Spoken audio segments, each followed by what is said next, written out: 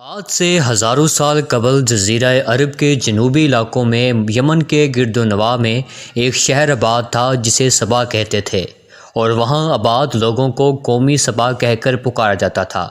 یہاں کے لوگ نہایت ہی نعمتوں اور راحتوں میں تھے، ہر طرف سے لہلہاتی فصلیں اور پھل سے لدے درخت موجود تھے، مگر یہ قوم شرک میں مبتلا تھی اور سورج کی پوجا کیا کرتی تھی۔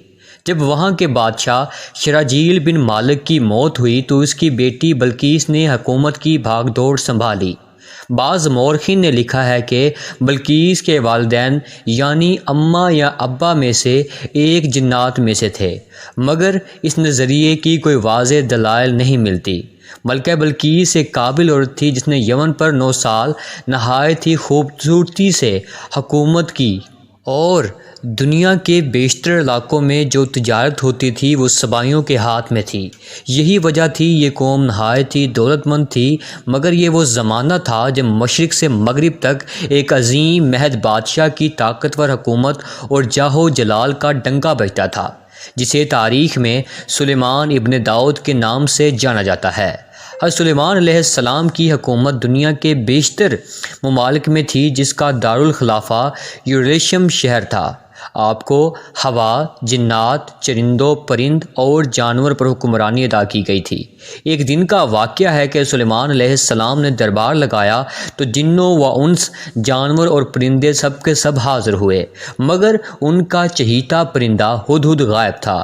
آپ نے پوچھا ہدہد کہاں ہے؟ جب وہ نظر نہ آیا تو سلیمان علیہ السلام نے فرمایا، اگر وہ اپنے آنے کی یا اپنے غیر حاضری کی کوئی مناسب وجہ پیش نہ کر سکا تو اس کو ذبح کر دیا جائے گا۔ ابھی یہ گفتگو ہو رہی تھی کہ ہدہد حاضر ہو گیا۔ پوچھا گیا تم کہاں تھے؟ ہدہد نے بڑے احترام سے جواب دیا، اے اللہ کے پیغمبر، میں اڑتے اڑتے ایک ایسے ملک پہنچ گیا جہاں لوگ شرک میں مبتلا تھے۔ وہ آگ اور سورج کی پوجا کرتے ہیں، اور ان کی ایک رانی ہے جسے وہ بلقیس کے نام سے پکارتے ہیں۔ وہ ایک بہت بڑے تخت پر بیٹھ کر حکومت کرتی ہے، اس کے تخت میں قیمتی ہیرے، جواہرات، لال زمر جڑے ہوئے ہیں، اور اس کے پاس تمام شاہی سامان، آرائشوں اور نمائش کے موجود ہیں۔ حضرت سلیمان علیہ السلام نے کہا، اگر تمہاری بات سچ ہے تو میرا یہ خط اس ملکہ تک پہنچاؤ تاکہ وہ شرک سے باز آ جائے، اور خط پہنچانے کے بعد وہاں بیٹھ کر سنو کہ وہ کیا رد عمل اختیار کرتی ہیں، اور پھر آ کر مجھے خبر دینا۔ حضرت سلیمان علیہ السلام نے خط روانہ کیا جو کچھ یوں تھا، شروع اللہ کے نام سے جو بڑا مہربان اور نہایت رحم کرنے والا ہے۔ یہ عزت والا خط سلیمان ابن داؤد کی جانب سے ملکہ بلقیس کی طرف ہے۔ جو ہدایت کی پیروی کرے اس کے لیے سلامتی ہے۔ مجھ پر غلبے کی خواہش نہ کرو، میرے مقابلے میں سرکشی اختیار نہ کرو، بلکہ فرما بردار ہو جاؤ اور مطیع ہو کر میرے پاس آ جاؤ۔ یہ خط دراصل ملکہ سبا اور اس کی قوم کی طرف دعوت اسلام تھی۔ ہدہد نے یہ خط لے جا کر ملکہ بلقیس کی گود میں گرا دیا۔ ملکہ کے دربار میں اس وقت 300 کے قریب سردار بیٹھے تھے۔ انہوں نے جب یہ خط پڑھا تو ٹینشن میں آ گئے اور کہا، یہ ہماری توہین ہے، ہمیں اس کا سخت جواب دینا چاہیے۔ مگر ملکہ بہت سمجھدار تھی، اس نے انہیں سمجھایا کہ خط سے پتہ چل رہا ہے یہ کوئی عام انسان نہیں ہے، یہ کوئی عام شخص نہیں ہے، خدا کا کوئی پیغمبر ہے، لہٰذا ہمیں حکمت سے کام لینا چاہیے۔ اس نے کہا، میں حضرت سلیمان علیہ السلام کی طرف ایک تحفہ بھیجتی ہوں، اگر انہوں نے قبول کر لیا تو وہ بادشاہ ہیں، میں اس سے جنگ کروں گی، لیکن اگر انہوں نے تحفہ قبول نہ کیا تو میں اس کی پیروی کروں گی کیونکہ وہ نبی ہیں۔ ہدہد یہ ساری گفتگو سن رہا تھا، اس نے آ کر حضرت سلیمان علیہ السلام کو ساری بات بتا دی۔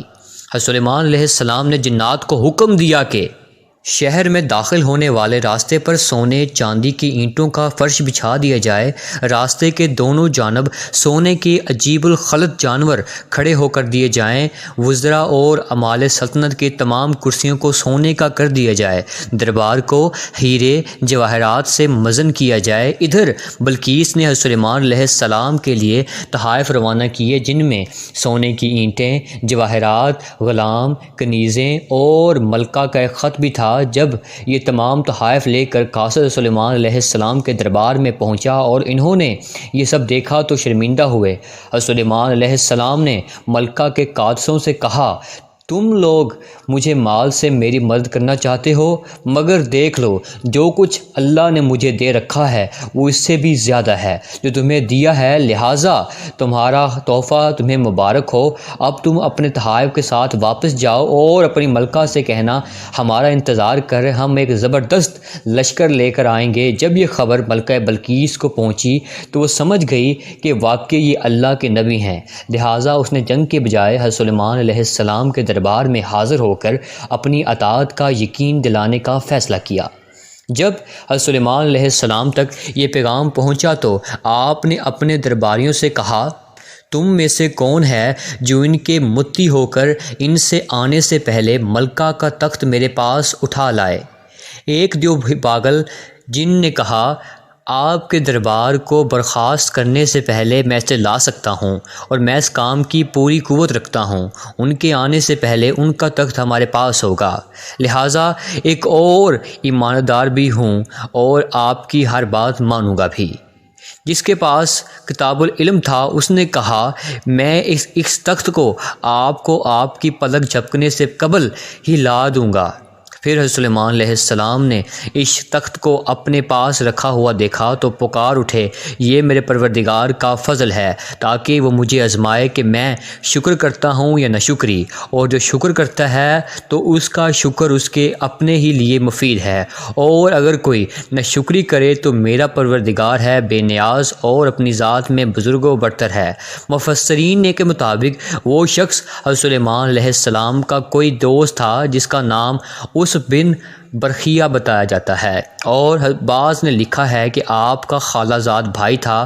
کہا جاتا ہے کہ اس تخت کی لمبائی 80 ہاتھ عرض اور 40 ہاتھ اونچائی تھی اور 30 ہاتھ اس کی چوڑائی تھی۔ اس میں موتی، سرخ یاقوت سبروج جڑے ہوئے تھے۔ حضرت سلیمان علیہ السلام نے اس تخت میں رد و بدل کر دیا اور اسے پہلے سے بھی زیادہ خوبصورت اور اچھا بنا دیا۔ جب ملکہ بلقیس سلیمان علیہ السلام کے دربار میں حاضر ہوئی تو آپ نے پوچھا، کیا تمہارا تنگ تو نہیں ہوئی؟ آپ کسی قسم کا آپ کو مسئلہ تو نہیں ہوا؟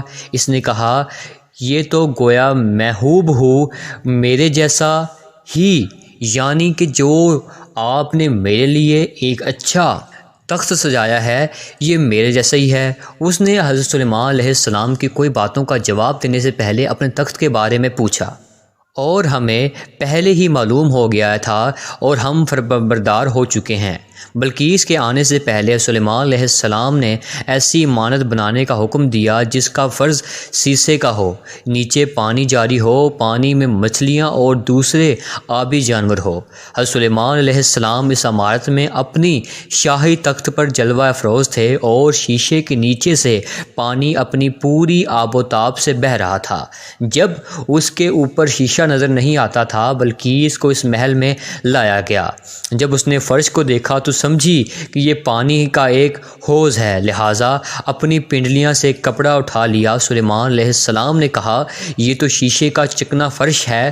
تب وہ شرمندہ ہوئی اور بول اٹھی، اے میرے پروردگار، میں سورج کی پوجا کر کے اپنے رب پر ظلم کرتی رہی، اور اب میں حضرت سلیمان علیہ السلام کے ساتھ اللہ رب العالمین کی اطاعت قبول کر لی، لہٰذا بلقیس یہ ظاہر ہو گیا ہے کہ جس طرح وہ شیشے کے صحن کو پانی کی لہریں مارنے والا گہرا حوض سمجھ بیٹھی، اسی طرح اس قوم نے سورج کی چمک اور دمک دیکھ کر اسے معبود اور خدا سمجھ بیٹھے۔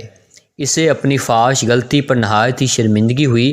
بعض مورخین نے لکھا ہے اس واقعے کے بعد ملکہ سبا مسلمان ہو گئی اور حضرت سلیمان علیہ السلام کے نکاح میں آ گئی، جبکہ بعض مورخین نے لکھا ہے کہ آپ نے بلقیس کو یمن کے واپس بھیج دیا اور اس کے لیے وہاں سے 3 بڑے محل تعمیر کروائے جنہوں میں آپ یعنی کہ بلقیس وہیں رہی۔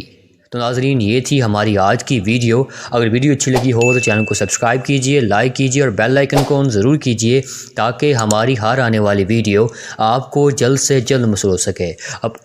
اپنے ہوسٹ عدنان صفدر کو دیجئے اجازت، ملتے ہیں اگلی ویڈیو میں، تب تک کے لیے اللہ حافظ۔